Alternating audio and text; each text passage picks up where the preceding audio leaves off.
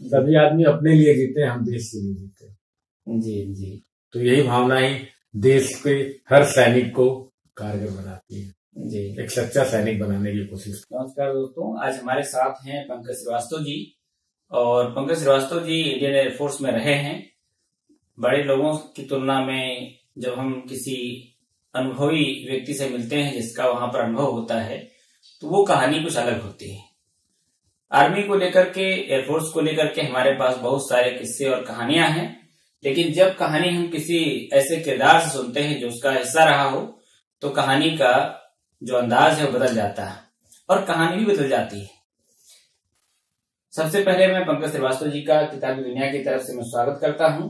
धन्यवाद। और इस कड़ी में, यानी ये जो हमारी श्रृंखला है बतकही, इसमें हम आज कुछ बातें करेंगे जो इंडियन एयरफोर्स से जुड़ी हुई हैं। ऐसी कहानी जो आप लोगों ने नहीं सुनी होगी। इस कहानी में कई सारे किस्से ऐसे सुनने को मिलेंगे जो आपको रोमांचित करेंगे, लेकिन कई सारे किस्से ऐसे भी सुनने आपको मिलेंगे जो आपको नई तरह से एयरफोर्स को लेकर के सोचने को मजबूर करेंगे। तो हम लोग यहीं से अपनी बात शुरू करते हैं, क्योंकि आपने 20 साल वहां पर अपना समय बिताया है, कई सारे उतार चढ़ाव आपने देखे हैं। और जैसा कि आपने अनौपचारिक बातचीत में मुझसे कहा कि हम जब उसमें होते हैं तो हमको क्या वहां पर सीखने को मिलता है, जो हमारी पूरी जिंदगी में काम चीजें आती हैं। कई बार ऐसी बातें होती कि जो हम अपने घर को लेकर के परेशान होते हैं, लेकिन वहां भी एक नई तरह की फैमिली हमारी बनती चली जाती है। जब आपने ज्वाइन किया था एयरफोर्स को, तो आपके दिमाग में उस समय क्या सपने थे कि हम जाकर के वहां क्या करेंगे? हमें पहले से ही पता था कि हमारा क्या जॉब प्रोफाइल है जी, और हम उस क्षेत्र में जाना चाहते थे। हमें बड़ा अच्छा लगता था कि जब हम हवाई जहाज को देखते थे, काश मैं कंट्रोलिंग करूं, मेरे इशारों पर ये चीजें चली। तो यही तमन्ना थी और मैंने सोचा कि इससे अच्छा और ऑप्शन नहीं था, इसीलिए हमने एक कंट्रोलर के रूप में वहां ज्वाइन किया। जी, आपने जब पहली बार जिस दिन आपने ज्वाइन किया होगा और उसके बाद घर आते हुए आपने क्या महसूस किया कि आज हमारी जिंदगी में कौन सा मौका है या कौन सा ऐसा ये लम्हा है जिसको हमने कितने लंबे समय तक जिया था, उसकी कल्पना की थी कि ऐसा दिन आएगा। तो उस समय क्या ख्याल आ रहे थे जो लौट रहे होंगे वहां से सर्विस करके? तो जिंदगी में सबसे पहला दिन, जिस दिन आप नौकरी ज्वाइन करते हैं और अपने पसंद की चीजों को देखते हैं जी, तो ऐसा लगता है कि ख्वाब सामने नाच रहे हैं जी। तो ऐसा ही महसूस हुआ हमें भी। पहले दिन जाके बहुत ज्यादा सेटिस्फैक्शन मिला कि लाइफ में मैंने कुछ अचीव किया है आज। और उस दिन पहला दिन था, हमें जस्ट कंट्रोलर्स के साथ बैठे थे, वहां हमने जहाजों की गतिविधियों को देखा और ये महसूस किया कि हम ही उसको हम उस पर होते हुए भी नहीं चला पा रहे हैं उसको, हम ही चला रहे हैं। वो तो केवल हमारे गाइडेंस पे काम कर रहे हैं, हम जहां उनको बोल रहे हो वो वहां जा रहे हैं। तो ये 1 घंटे का अनुभव था मेरे सीईओ के साथ अनुभव था, जो मुझे बहुत ही अच्छा और माइन्यूटली ऑब्जर्वेशन के साथ बहुत सुंदर लगा। और साथ में शाम में हमारे लिए एक स्नैक्स पार्टी और नाइट में डिनर पार्टी रखा गया, जो वेलकम कैंडिडेट्स को हमेशा देते हैं। जी जी। तो ये बड़ा एक सुंदर अनुभव मुझे प्राप्त हुआ कि मतलब आप जॉब कर रहे हो और फर्स्ट टाइम आपको मतलब एक वार्म वेलकम दिया जा रहा है। इसका पर्पस ये होता है कि आप एक दूसरे को समझ पाए, एक अनजान जगह पे जा रहे हैं, एक फैमिली एटमॉस्फेयर बनाया जा सके जी। और लाइफ को एवरी टाइम चुनौतियों के साथ जीना है, वो सिखाया जाता है वहां। जी, जिसे एयरफोर्स को देख करके, उसकी वर्दी को देख करके लगता है कि मतलब कुछ एकदम अलग तरह का है। और हम जब अपनी सामान्य तरीके की लाइफ देखते हैं तो उसमें एकदम चीजें अलग होती हैं कि हम 9 बजे का समय देते हैं किसी को और हम 9:30 बजे खुद पहुंचते हैं। ये कोई हमारे घर में आता है तो भी वो समय बढ़ा करके इसी तरह से रहता है। आर्मी क्या सिखाती है इन सब चीजों को लेकर? एयरफोर्स में सबसे बड़ी बात है पंक्चुअलिटी जी। और अगर टाइम के लिए आप आधे सेकंड के लिए भी लेट हो गए तो वही सिखाया जाता है कि आपका जो है एयरक्राफ्ट सीधे जमीन में चला जाएगा। जी। तो आधे सेकंड का ही महत्व होता है, इसलिए फर्स्ट डे ही आपको कहा जाता है अगर आप टाइम पे आते हो तो ड्यूटी ज्वाइन करो, नहीं तो आज रेस्ट ले लो। जी जी। तो ये बेसिक चीज है जी। और लाइफ में ये इसका बहुत बड़ा महत्व है। अगर आप आधे सेकंड के लिए लेट होते हो तो आप में एक लेट होने की टेंडेंसी पैदा हो जाती है। जी जी। और जो एक इंसान को सफल होने में सबसे बड़ा बाधा है। जी जी। इसलिए हमने तो इतने 20 साल के सर्विस में यही सबसे ज्यादा सीखा। जी जी। इसी से जुड़ी है बात है कि जैसे जब हम किसी हवाई जहाज से यात्रा करते हैं तो हम तो बस यात्रा कर रहे होते हैं, हम मानते हैं कि इसको एक चलाने वाला है और एक इसका एक दूसरा पायलट होगा और बाकी लोग हैं, लेकिन हम ये इस बात को नहीं जान रहे होते हैं कि इसको चलाने वाला कोई और भी है, कंट्रोलिंग कहीं और से होती है। हाँ सही है। ठीक ऐसे ही जैसे जब कोई घटना होती है हिंदुस्तान की किसी दूसरे मुल्क के साथ, तो उस समय भी आपकी कहानी कुछ अलग हो जाती है। हाँ, दूसरे मुल्कों में भी हमें अपने एयरक्राफ्ट को भेज के वहां रेकी कराना पड़ता है जी, ताकि आसपास अपने सीमावर्ती क्षेत्रों में हमारी सुरक्षा चौबंद रहे जी।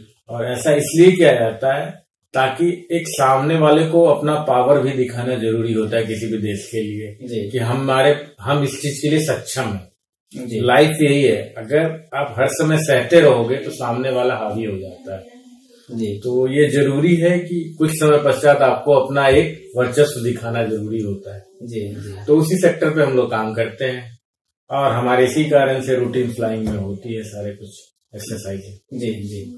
इन 20 सालों में कभी ऐसा मौका आया होगा जब आपको अपनी लाइफ का वो सबसे यादगार दिन आपके लिए रहा होगा? ऐसे तो लाइफ में बहुत सारे मौके आए हैं, लेकिन कारगिल के युद्ध के समय बहुत अच्छा, उस समय पता चला एक्चुअली कि टाइम क्या होता है जी। लाइफ में टाइम बहुत छोटी चीज है, जो एक मतलब सर पे जो बाल नहीं होते हैं, आगे से पकड़ोगे तो नहीं पकड़ पाओगे, लेकिन पीछे से वो फिसलता जाता है, तो वही स्थिति होती है। उस समय हम लोग 24 घंटे काम करते थे, लेकिन पता ही नहीं चलता था कि 24 घंटे कैसे बीते हैं। हमेशा एक नया चुनौती रहता था जी। तो इस हिसाब से हम लोग काम करते थे कि पता ही नहीं चलता था कि ये 4 दिन 5 दिन कैसे बीत गए। वहां तो 26 दिन की लड़ाई थी, तो उस हिसाब से काफी समय लगा जी जी। तो अभी तक का सबसे अच्छा समय वही था हमारे लिए। वो कौन सा जज्बा होता है जिसमें आप अपने समय को भूल जाते हैं? वो देश की सुरक्षा की भावना होती है जी। एक लगता है कि हम अलग स्तर पे हैं, हम लोगों से हटके हैं, सभी आदमी अपने लिए जीते हैं, हम देश के लिए जीते हैं जी जी। तो यही भावना ही देश के हर सैनिक को कारगर बनाती है जी। एक सच्चा सैनिक बनाने की कोशिश की। जैसे आपने बताया कि आपने राजस्थान में ज्वाइन किया, इसके बाद आप कानपुर रहे, आसाम रहे और कश्मीर में रहे। इन सभी जगहों को आपने देखा होगा तो एक अलग हिंदुस्तान आपको नजर आया होगा, जो हिंदुस्तान अपने गांव घर में रहते हुए, अपने शहर में रहते हुए हम नजर नहीं आता है। तो क्या वो यादें हैं? सबसे अच्छी जगह तो हमें श्रीनगर लगी। वहां के लोगों का व्यवहार, वहां का जो प्राकृतिक वातावरण है, हमें एक अलग ही दुनिया में ले जाता है।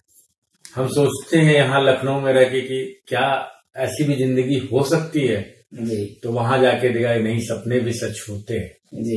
तो ऐसा ही लगता है। वहां पे आप जाओगे तो सुबह उठोगे तो एक बर्फ पे हल्की किरण पड़ेगी जब सूर्य की, तो आपको समझ में आएगा कि क्या खूबसूरती होती है। यहाँ डेली आप सुबह होते हुए देखते हो, लेकिन वहां की खूबसूरती अलग ही लगती है। जब बर्फ गिरता है तो आप उसको हाथों में महसूस करते हो जी जी, जो यहाँ पे संभव नहीं है। और उसके लिए लोग वहां जाते हैं। तो सही में जन्नत अगर है तो सही में श्रीनगर है जी। जब आपने ये सब चीजें महसूस की होंगी तो उस समय आप शादी कर चुके थे? नहीं, हमारी शादी 2005 में हुई जी। और कुछ समय तो हम अकेले रहे हैं, 7-8 साल। उसके बाद सिर्फ फैमिली लाइफ के साथ ही पूरी जिंदगी हमने बिताई है जी जी जी। कश्मीर को लेकर के एक तो 4 लोगों में रहता है कि डल झील है, शिकारा है, और हम जाएंगे तो हमको वहाँ के जो अलग तरह की कल्चर हमको देखने को मिलती है, वहाँ की कश्मीर के शाल हैं, सारी चीजें। आप जब कश्मीर से वापस लौटे तो सबसे ज्यादा क्या आपको यादें थी? वहाँ की यादें ताजा हो रही थी? सबसे ज्यादा वहाँ के लोग, वो काफी मतलब विश्वास पात्र हैं। सबसे बड़ी बात, लोग कहते हैं कि नहीं है विश्वास पात्र, लेकिन प्रैक्टिकली लाइफ में वो सबसे ज्यादा विश्वास है। वो प्यार के भूखे हैं जी जी। और उनमें उनके पास ज्यादा पैसा नहीं है, लेकिन फिर भी वो आपके लिए हर कुछ करने को तैयार रहते हैं। वही चीज आपको कटोरता है, क्योंकि आप किसी ऑर्गेनाइजेशन में काम कर रहे हो और बंदा आपके साथ लगा हुआ है, आज तक वो कांटेक्ट में है जी। वहीं के लोग हम आज तक हमारे कांटेक्ट में है, इससे अच्छी बात अच्छी नहीं लगती जी। कभी आपको लगता है कि वहाँ के जैसे वहाँ के बारे में बहुत तरह की अफवाहें हैं कि कश्मीर के लोग ऐसे हैं, जम्मू के लोग फिर भी ठीक हैं, तो कभी धर्म को लेकर के कोई बात दिमाग में आती है कि ऐसा कुछ है वहाँ पे, या सिर्फ खाली एक तरह का रिमर उड़ाया गया उनके बारे में? नहीं, कुछ तो है जी। एक्चुअली कुछ जगहों पर ऐसा क्षेत्र है जी, लेकिन मैं जहाँ रहा वहाँ मुझे ऐसा अनुभव नहीं हुआ। जी जी। एक बात ये भी है कि जिस तरह के हम होते हैं उसी तरह के हमारे दोस्त भी मिलते चले जाते हैं, और आपने कहा ही है कि वहाँ के लोग प्यार के भूखे हैं। सही बात। तो वैसे तो प्यार तो सबको चाहिए, सही। इंसान को पहचानने के लिए अगर आप कहीं भी रहते हैं, जैसे मैं गोवा में रहता हूँ, तो एक अलग कहानी वहाँ के बारे में मिलती है कि गोवा का मतलब ये है कि बीच है और बाकी सारी चीजें। लेकिन अगर हम अपनी जो हमारी भारतीय संस्कृति है, इंडियन कल्चर है, अगर उसको देखना हो तो उसके लिए भी मुझे गोवा सबसे अच्छा लगता है। इसलिए अच्छा लगता है कि जैसे वहां घर के बाहर तुलसी चौरा सबके यहाँ मिलेगा आपको, मुझे यहाँ लखनऊ में, मुझे अपने गांव में नहीं मिलता। मतलब ऐसा जिसकी तुलसी चौरा में इसलिए कह रहा हूँ क्योंकि जहाँ वहां पर तुलसी की शादी होती है और ठीक वैसे बारात निकलती जैसे बाकी बारात निकलती। तो आप जब वहां से आए तो वो कौन सी ऐसी उनकी जो कल्चरल चीज थी कश्मीर की, उसकी याद आती है आपको? वहाँ पे एक रोज गार्डन, फूलों का एक समय होता है मई के महीने में, एक मई से 31 मई के बीच में वहाँ डिफरेंट हजारों तरह के फूल लगते हैं जी। और उसकी खूबसूरती अगर आपने एक बार देख ली तो आपको ये लगेगा कि यहीं बसना अच्छा लगता है। इससे अच्छी हो ही नहीं सकती है। इतनी वैरायटी के फूल होते हैं, इतने तरह तरह की चीजें होती हैं, इसलिए इस तरह की चीजें देख के मन को बहुत भाती है जी।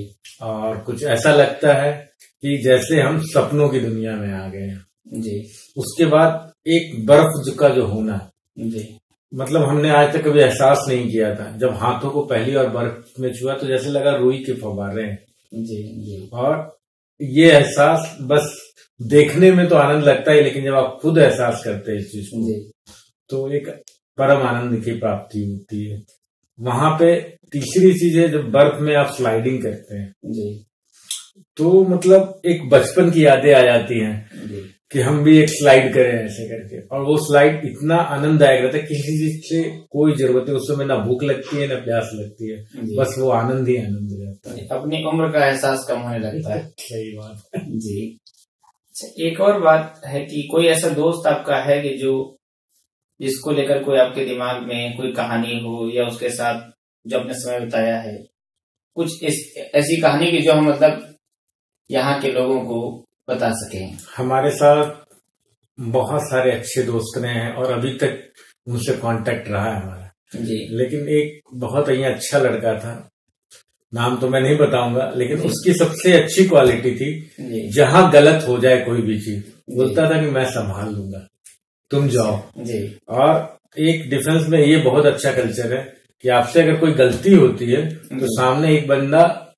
भरोसे के हिसाब से रहता है कि वो संभाल लेगा, और वैसा ही दोस्त हमने उसको पाया था जी। और आज भी उससे कांटेक्ट है। वो भी कभी भी समस्या आज भी होती है, अगर उससे डिस्कशन करते हैं तो वो कभी ये नहीं बोलता है कि नहीं हमसे नहीं होगा, वो कोई ना कोई ऑप्शन जरूर ढूंढता है जिससे हमें बहुत संतुष्टि मिलती है, और वो बंदा आज भी वो सॉल्व करने में हिमायत रखता है। वो कश्मीर के ही थे? नहीं, वो कश्मीर के नहीं थे, वो दिल्ली का था। नहीं, कोई ऐसा कश्मीर का दोस्त जिसको आप वहां से आने के बाद उसकी याद बार बार आती हो? हाँ, वहाँ हमारे यहाँ एक शिकारा पे घूमने के लिए एक लड़का हुआ करता था जी। तो वो सभी को ले जाता था, और सभी को एक ही कहानी सुनाता था जी। तो हमें बड़ा अच्छा लगता था। तुम्हें एक ही कहानी आती है? बोला साहब हमारे इसी कहानी के लिए लोग हमें पैसा देते हैं। कौन जी। ऐसी कहानी के लिए पैसा देते हैं, इसीलिए हम एक छोटी सी कहानी बताता है कि वो पहाड़ों में एक लड़की थी जी। वो इसी शिकारे में घूमती रहती थी और उसकी एक तमन्ना थी कि ये डल झील से एक लड़का पैदा हो जी। और डल झील से एक लड़का पैदा होके वो सारी खुशियां दे सके, क्योंकि वो ठंडी के दिनों में वो जम जाता था जी।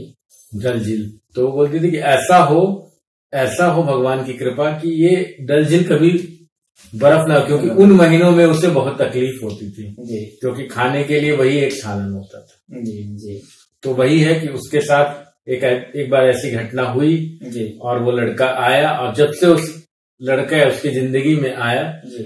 तब उसकी शादी हुई और उसके बाद कभी भी वो डल झील जमा ही नहीं। अच्छा, तो वो ऐसी कहानी थी। तो इस कहानी को आपको सुनाया और न जाने कितने लोगों को सुनाया जी। और इसके कारण बोला कि हमने इसी के द्वारा सभी लोगों ने बहुत सारे जो वहाँ के लोकल कंबल्स होते हैं, ये सब शिकारा होते हैं, रहने के लिए लोग रहते हैं जी। वो सारे कुछ वो बेच पाया। अच्छा। और अपनी जीविका को अर्न कर जी चला पाया। अच्छा, आप जो वहाँ रहते थे वहाँ पर, तो वहाँ की बाजार भी जाते होंगे? हाँ जरूर जाते। तो क्या ऐसी चीज है जो कश्मीर में आपको अलग तरह की मिली यहाँ से? वहाँ स्ट्रॉबेरी बहुत अच्छे मिलते हैं, वहाँ सेब बहुत सस्ते मिलते हैं। सेब ऐसे रोड पे पड़े रहेंगे बहुत सस्ते, मतलब आप 5 रुपए में 1 किलो ले सकते हैं, ऐसे सेब मिलते हैं। बागानों से पेड़ तोड़ सकते हैं, काजू अखरोट बादाम तोड़ सकते हैं। हमने कभी पेड़ नहीं देखा था वो सामने से हमने तोड़ के फलों को लिया था जी। तो ये एक अलग अनुभव था। अच्छा, आपने कहा कि जैसे वहाँ के लोग बड़े ईमानदार हैं, कोई ऐसा किस्सा आप सुना सकते हैं किताबी दुनिया के दर्शकों को कि जैसे कोई ऐसा घटना घटी हो जब आपको लगा हो कि इतनी ईमानदारी हमको और कहीं देखने को नहीं मिलती? हाँ, ये घटना एक साथ हुई थी। मेरे पर्स में करीब 25,000 रुपए थे जी। और मैं होटल में गया था जी, एक जगह घूमने गया था वहीं पे। तो वहां पे उस होटल में मैंने ऐसे पर्स रख दिया था और घूमने चला गया था जी। और मुझे पता नहीं था, मैं शाम में आया तो भी हमें पता नहीं हुआ। हमने देखा पर्स नहीं मिला, फिर अगले दिन हमने मॉर्निंग में उससे पूछा जी काउंटर पे, तो उसने बताया हाँ साहब आपका पैसा है, हमारे पास पर्स रखा हुआ। नहीं, ताज्जुब हुआ जी कि इंसान ऐसे भी ईमानदारी मिलती है जी जी। तो ये ताज्जुब आपको यहाँ नहीं मिलेगा, यहाँ नहीं मिल सकता जी। नहीं, अभी ऐसा अनुभव नहीं हुआ है, लेकिन जी यहाँ के बारे में मतलब हम सोचे उस जगह पे जहाँ पैसे की किल्लत वो आदमी इतना ज्यादा जी कर सकता है, तो फिर आज के जमाने में मतलब बहुत मुश्किल है कहीं पे भी मिलना। आज भी अगर वो आदमी मिले आपको तो आप पहचान लेंगे उसको? हाँ, उसको हमने 5,000 रुपए दिया था ईमानदारी के लिए। उस ईमानदारी का उपहार था, उपहार था उसके लिए। अच्छा, जब आप आसाम में रहे तो वहाँ कैसा लगा आपको? वहाँ के लोग कैसे लगे? वहाँ की जो आबो हवा है, संस्कृति है, कल्चर कैसी लगी आपको? वहाँ के लोग साधारण थे, जैसे हमें लखनऊ के लोग मिलते वैसे ही थे। मतलब उनमें कोई ऐसा टिप्पणी करने लायक कुछ नहीं था। बस ये था कि वो लोग रोजमर्रा की जिंदगी जीते थे, मतलब कुछ एक्साइटमेंट नहीं था उनके लाइफ में। जैसा है वैसा ही चल रहा है। मतलब एक मतलब बीमार आदमी जैसे चलता है वैसा वो लोग चलते हैं। वो लोग मतलब एक ये जोशीले आदमी की तरह नहीं चलते हैं जी जी। वो हमेशा वो ऐसे चलते हैं कि चलो हो जा रहा है काम। तो मतलब काफी ठंड प्रदेश जिसको कहते हैं ना, उनमें विकास करने की क्षमता जो होनी चाहिए वो है नहीं। एक और बात भी वहां के बारे में कहते हैं कि वो कंट्री के बारे में नहीं सोचते हैं, मतलब उस तरह का जुड़ाव महसूस उनके अंदर नहीं, ये गलत चीज है। देश के बारे में हर जगह जी हर आदमी सोचता है। कुछ लोग व्यक्त कर जाते हैं, कुछ लोग नहीं करते हैं, लेकिन देशभक्ति का जज्बा किसी भी इंसान में कम नहीं दिखा हमें। मैं इतनी जगह पोस्टिंग रहा लेकिन कहीं पे भी ऐसा नहीं दिखा जी जी। तो ये एकदम अलग बात है क्योंकि कहानी अलग है और लोग उसका गलत मतलब निकाल। वहां से आए थे, उन्होंने हमें एक गमछा दिया था वहां के लोगों का, वहां का कुछ और लकड़ी के सामान उन्होंने गिफ्ट किया था, जबकि वो काफी कीमती थे। जी जी। और वो बोले कि हमारे यहाँ जो भी लोग आते हैं जी। उनको हम इसी तरह से सम्मानित करते हैं, ताकि वो यहाँ से हमारी कल्चर को ले जाए और लोगों को बतलाएं क्या है आसाम। आसाम ये है, आसाम वो नहीं है जो आतंकवादियों का जगह गढ़ कहा जाता है। जी। जब आपने इंडियन एयरफोर्स को छोड़ा होगा तो सबसे ज्यादा कौन सी चीज ऐसी थी जिसको आप बार बार याद करते हैं? सबसे ज्यादा वहां का खुशनुमा माहौल। जी। वहां हमेशा इंसान हर दिन एक नए जोश के साथ चलता है। जी। पुरानी जो गलतियां उसको भूलता जाता है और हर दिन एक नए चैलेंज को वो एक्सेप्ट करता है और उसको पूरा भी करता है। खास बात यह है हर जगह आदमी चैलेंज लेते हैं लेकिन उसको पूरा करने की कोशिश नहीं करते हैं। जी। वहां एक्सेप्ट करते हैं और हमेशा जीत तो होती नहीं है लेकिन 90+ जगहों पे वो जीत जाते हैं। जी जी। यानी 90% तक वो सफलता मिलती है। सफलता मिलती है, तुम्हारा अनुभव रहता है, अनुभव रहता है। सफलता और असफलता दोनों का। इस पूरे दौर में आपको कुछ पढ़ने के लिए कभी कुछ कहा गया हो कि आपको ये पढ़ना चाहिए अपने अंदर जोश भरने के लिए, या इस तरह की कुछ फिल्म दिखाई गई हो या डॉक्यूमेंट्री दिखाई गई हो? हमेशा मोटिवेशनल स्पीच तो होते रहते हैं, वो एक पार्ट ऑफ लाइफ है वहां पे। जी। मोटिवेशनल होगा, डिवोशनल्स हो गए, सारे तरह के स्पीचेस होते हैं, सभी लोग आते हैं।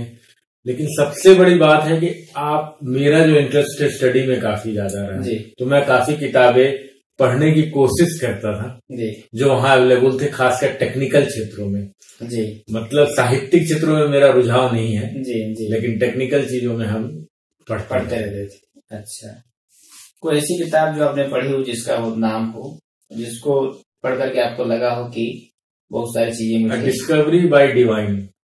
किसकी है? ये है रॉबर्ट जोन्स की। अच्छा। तो ये काफी अच्छी बुक है, ये लंदन के बहुत अच्छे राइटर हैं, तो काफी अच्छा इन्होंने लिखा था। इन्होंने एक रडार सिस्टम के बारे में तो उस समय कल्पना की थी, जो कि आज के मतलब 100 साल पहले की बात बता रहा हूँ। उन्होंने उस समय इस चीज को डिस्कवर कर लिया था और जो आज के लेटेस्ट एयरफोर्स सिग्नल्स में यूज होते हैं। जी जी। तो उनकी टेक्निक इतनी अच्छी थी, तो उन्होंने एक मतलब छोटी चीजों से जो हमारे वहां रैपर यूज होते हैं उस तरह की चीजों से उन्होंने काफी अच्छा बनाया था उसको जी। एक रडार को, और उन्होंने एक थ्योरी दे दी थी जिसके आधार से आप मतलब कैसे आप सिग्नल्स को पास कर सकते हैं। जी जी। तो ये चीजें थी, तो ये हमें काफी अच्छी लगी थी जी। कितनी बार पढ़ी होगी आपने किताब? ये बुक तो हमने कम से कम 25-30 बार पढ़ी होंगी जी। इसका मतलब कि ये इस किताब के साथ जुड़ाव आपका है बहुत गहरा है। बहुत गहरा। मैंने इसीलिए पूछा था कि कौन सी ऐसी किताब है जिसको बार बार हम पढ़ते हैं। एक और इसी से जुड़ी हुई बातचीत है कि जैसे जब हम, एक तो हमारा फैमिली वाला सिस्टम होता है जिसमें सारी चीजें उनकी अपनी एक स्पीड है, और एक होता है कि जैसे जब आप एयरफोर्स का एक पार्ट रहे तो उन दोनों के बीच जब आप एक ही सिस्टम में वापस आए तो कहीं कुछ ऐसा लगा कि जो स्पीड वहां थी और फैमिली की स्पीड के साथ मिलाने में कहीं कुछ दिक्कत हो रही है, क्योंकि सब कुछ जैसे आपका मैं कई बार देखता हूं कि आप कोई भी त्योहार होता है मैसेज आपको जल्दी पहुंचता है। नहीं, एक्चुअली क्या है ना कि हमने अपनी फैमिली को हमारे रूप और ढंग में ढाल लिया है जी, तो उसी हिसाब से वो बिहेव करते हैं। हम यहाँ भी आए लेकिन लाइफ वही चल रही है अभी, क्योंकि किसी भी जो साल का जो 20 साल होता है किसी भी इंसान के जीवन में बहुत बड़ा फर्क लगता है जी। और ये है शुरू के वो 20 साल थे जी, और ये बीच के पड़ाव के 20 साल। तो शुरू में तो आदमी पता ही नहीं रहता है कि क्या अनुभव लेना है, और ये समय जो होता है जो 20 से 40 का, उसमें आदमी को पता रहता है कि मेरे इंटरेस्ट का अनुभव लेना है जी। वहां पे क्या होता है कि आपको सब थोपते रहते हैं कि ये करना है वो करना है, लेकिन यहाँ पे आपको अपने हिसाब से चलना है, अपने चॉइस के हिसाब से चलना है जी जी। तो इसमें ज्यादा मजा आता है, और आप अपने परिवार को भी उसी रूप में ढालना चाहते हैं जी जी। तो इसी सोच से हमने इनको अभी अपनी फैमिली को इसी धारे पे चलाना चाहा हूँ जी जी। जैसे कि बहुत सारे लोग हैं जिनका सपना होता है बच्चों का कि मुझे एयरफोर्स में जाना है। तो आपके अगर हिसाब से कहा जाए तो आप क्या कहेंगे कि बच्चों को अपने करियर को चुनते हुए, मतलब एक एयरफोर्स का मेंबर होने के नाते आप क्या उनके लिए कहेंगे कि बहुत बहुत अच्छा उत्तम विचार हम कहेंगे। जी। अगर एयरफोर्स में जाने की सोच है तो उसमें दो चीज की बहुत ज्यादा जरूरत है जी। और वो है दृढ़ निश्चय और पंचुअलिटी जी। और वो बंदा जो ये सोच रहा है वो जज्बे से, तो मतलब इस चीजों के प्रति वो आकर्षित होगा ही, लाइफ के ये गुणों के प्रति आकर्षित होना ही होना है। और अगर बंदा ऐसा सोचता है तो लाइफ में सबसे सक्सेसफुल आदमी है, क्योंकि अगर कम ही उम्र में आपको ये पता चल जाए कि हमें ये गुणों के साथ ही आगे बढ़ना है जी। तो लाइफ का एक आधारशिला बन जाता है और उसके हिसाब से इंसान अपने आप को प्रारूप को तय करता है। जी। जी। तो वो चीजें हमारे हिसाब से तो बहुत ही अच्छा है। अगर कोई सोचता है तो मुझे बहुत खुशी होती है जी। कि कोई बंदा एयरफोर्स ज्वाइन करना चाह रहा है। जी। आप इन 20 सालों में आपने महसूस किया होगा कि अलग अलग धर्म के लोग, जातियों के लोग, सब वो एक तरीके से पूरा हिंदुस्तान वहां पर होता है। तो कभी कुछ ऐसा लगा कि आपको कि यहाँ पर धर्म का मतलब कुछ बनता है, इस जो हमको बाहर समाज में देखने को मिलता है कि कुछ अलग तरह का बंटवारा या इस तरह का, कभी वहां पे सबसे बड़ी बात है धर्म से पहले इंसान। जी। वो जो हमें शिक्षा मिलती है वहां मिलती है जी। कि धर्म से पहले इंसानियत सबसे बड़ी चीज होती है, धर्म तो उसके बाद आती है। जी। तो वहां पे यही चीज का माहौल देख के बहुत सुंदर लगता है कि हम किसी को किसी के नाम से नहीं जानते, किसी के टाइटल से नहीं जानने की कोशिश करते, हम इंसान के रूप में जानने की कोशिश। तो ये जो प्रारूप है समाज का वहां निखर के आता है। जी। तो अगर यही समाज का प्रारूप अगर हमको बाहर भी मिलने लगे तो हमारा समाज और सुंदर हो जाए। सुंदर नहीं, सपनों की दुनिया में जीने लगे वो। जी। जी। तो मैं अपने किताबी दुनिया के दर्शकों को ये बताना चाहता हूँ आपके हवाले से कि ये जो सुंदर सपने हैं जो आपने जिए, मैं उम्मीद कर और मैं अपने किताबी दुनिया के दर्शकों की तरफ से और अपनी तरफ से मैं आपको धन्यवाद करता हूँ क्योंकि आपने अपने कीमती जो अनुभव थे उनको साझा किया। धन्यवाद। धन्यवाद।